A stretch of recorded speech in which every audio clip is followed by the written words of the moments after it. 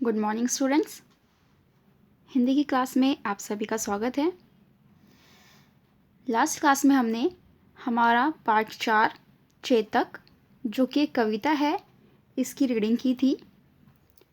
आज की क्लास में हम इस कविता का अर्थ समझने की कोशिश करेंगे कि जो हमारे कवि हैं, कवि कौन है हमारे?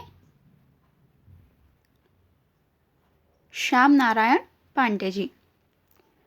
तो उन्होंने अपनी इस कविता में चेतक जो कि एक घोड़ा है, उसके बारे में क्या क्या बताया है उसको समझेंगे। चलिए स्टार्ट करते हैं। रण बीच चौकड़ी भर भर कर चेतक बन गया निराला था। राणा प्रताप के घोड़े से पड़ गया हवा का पाला था। इन पंक्तियों में कवि कह रहे हैं कि जो चेतक है, जो घोड़ा है, वो रण यानी कि युद्ध क्षेत्र के बीच में वो जो है चौकड़ी भर भर कर चेतक जो है निराला मीन्स अनोखा, वो जो है युद्ध भूमि में तेजी से दौड़ लगा रहा था और वो अनोखा लग रहा था देखने में। राणा प्रताप के घोड़े से पड़ गया हवा का पाला था। जो राणा प्रताप का घोड़ा है यानी कि चेतक है, उससे हवा का पाला पड़ गया था। हवा से पाला पड़ना मीन्स चेतक इतनी तेज दौड़ता था, ऐसा लगता था कि वो हवा से बात कर रहा है या हवा से एक तरह से कंपटीशन कर रहा है और उससे पाला पड़ गया है। नेक्स्ट, गिरता न कभी चेतक तन पर राणा प्रताप का कोड़ा था। वह दौड़ रहा अरि मस्तक पर, वह आसमान पर घोड़ा था। चेतक यानी कि घोड़े के तन मीन्स शरीर पर कभी भी महाराज राणा प्रताप का जो कोड़ा होता है वो कभी भी नहीं पड़ता था। ऐसा नहीं था कि कभी भी राजा को उसको मार के उसको चलाने के लिए कहना पड़े। वह दौड़ रहा अरि मस्तक पर, अरि मीन्स शत्रु, वह आसमान पर घोड़ा था। जो चेतक है वह शत्रु के मस्तक तक यानी कि शत्रु की सीमा तक जाकर वो इस तरह से दौड़ लगा रहा था, ऐसा लग रहा था कि वो घोड़ा जो है वो धरती पर नहीं आसमान पर है।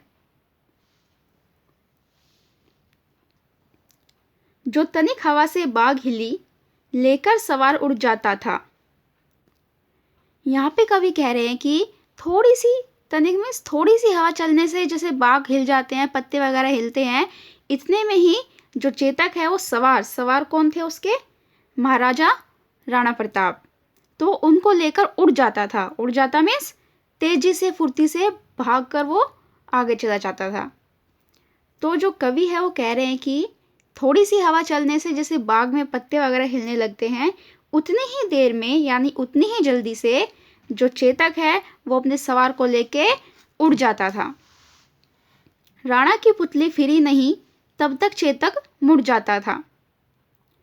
राणा जो महाराज है, महाराजा राणा प्रताप, जब तक उनकी पुतली जो आंखों की लेंसेज होते हैं जब तक वो मूव नहीं करते थे, इतने में चेतक जो है किसी और डायरेक्शन में वो मुड़ जाता था। यानी कि इस पैराग्राफ में कवि ने बताया कि चेतक कितना फुर्तीला और चुस्त था। नेक्स्ट पैराग्राफ है हमारा, कौशल दिखलाया चालों में, उड़ गया भयानक भालों में, निर्भीक गया वह ढालों में, सरपट दौड़ा करवालों में।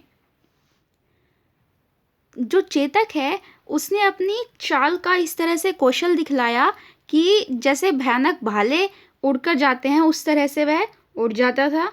और निर्भीक मीन्स निडर होके वह ढाल की तरह सरपट दौड़ा करवालों में, यानी कि करवालों का मतलब होता है तलवारों। तो तलवार की तरह वह सरपट दौड़ता हुआ चला जाता था। है यहीं रहा अब यहाँ नहीं, वह वहीं रहा है वहाँ नहीं। चेतक जो है अभी जो है वो यहीं पर होता था, लेकिन अगले ही पल वो यहाँ पर नहीं होता है। वह वहीं रहा, वह वहीं पर होता है, लेकिन अगले ही पल जो है वो वहाँ पर नहीं होता। थी जगह न कोई जहाँ नहीं, किस अरि मस्तक पर कहाँ नहीं। ऐसी कोई जगह नहीं थी जहाँ पर चेतक नहीं होता था। वो इतनी फुर्ती से दौड़ता था कि अभी एक जगह पर, इतने में उस जगह को छोड़ के किसी और जगह पर।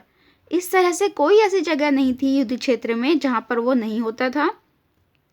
अरिमस्तक यानी कि शत्रुओं के बिल्कुल मस्तक में, जैसे हमारा सर होता है, तो शत्रुओं के बिल्कुल समीप तक वो चला जाता था।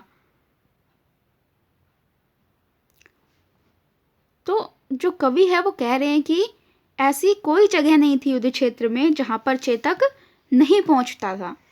शत्रुओं के बिल्कुल समीप भी चला जाता था और हर जगह पर वो दौड़ता हुआ चुस्ती से फुर्ती से चला जाता था। बढ़ते नद सा वह लहर गया, वह गया गया फिर ठहर गया। नद मीन्स नदी। तो यहाँ पे कवि कह रहे हैं कि जो चेतक है वो एक नदी की तरह, नदी की लहर की तरह बढ़ता ही जाता है, बढ़ता ही जाता है। वो चलता जाता है और चलते चलते फिर वो ठहर जाता है। विकराल वज्रमय बादल सा अरि की सेना पर गहर गया। जो चेतक है, विकराल, विकराल मीन्स भयंकर, वज्रमय मीन्स कठोर, जो पत्थर की तरह होता है, बिल्कुल कठोर। तो जो चेतक है वो भयंकर और कठोर पत्थर के जैसा एक बादल की तरह जो है वो अरि मीन्स शत्रु की सेना पर बिल्कुल टूट पड़ता है।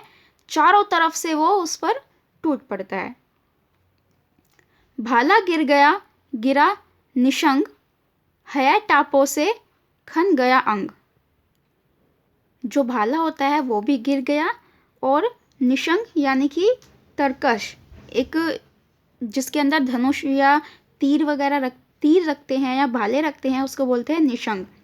तो भाले भी गिर गए और जो निशंग है, जो तरकश है, वो भी गिर गया। है टापों से खन गया अंग। है मीन्स घोड़ा। तो घोड़े के जो चलने की आवाज़ होती है, जो टप टप करके आवाज़ आती है, तो उसकी जो टाप है, उसकी खन से, उसकी आवाज़ से जो है सब दंग रह गए। बैरी समाज रह गया दंग, घोड़े का ऐसा देख रंग। जो शत्रु थे, जो शत्रु सेना थी या और भी जो लोग थे, वो सभी लोग घोड़े के इस रूप को देखकर दंग रह गए और उन्होंने कभी घोड़े का इस तरह का रंग या इस तरह का रूप नहीं देखा था। रंग रूप मीन्स उसकी चुस्ती, उसकी फुर्ती की बात की जा रही है। तो ये जो कविता थी श्याम नारायण पांडे जी ने लिखी थी, जो राजा राणा प्रताप है उनका घोड़ा चेतक के बारे में। आप इस पोएम को रीड कीजिए और इसका अर्थ एक बार खुद से करने की कोशिश कीजिए। नेक्स्ट क्लास में हम इस चैप्टर के शब्दार्थ और प्रश्नोत्तर को डिस्कस करेंगे। Thank you and have a nice day.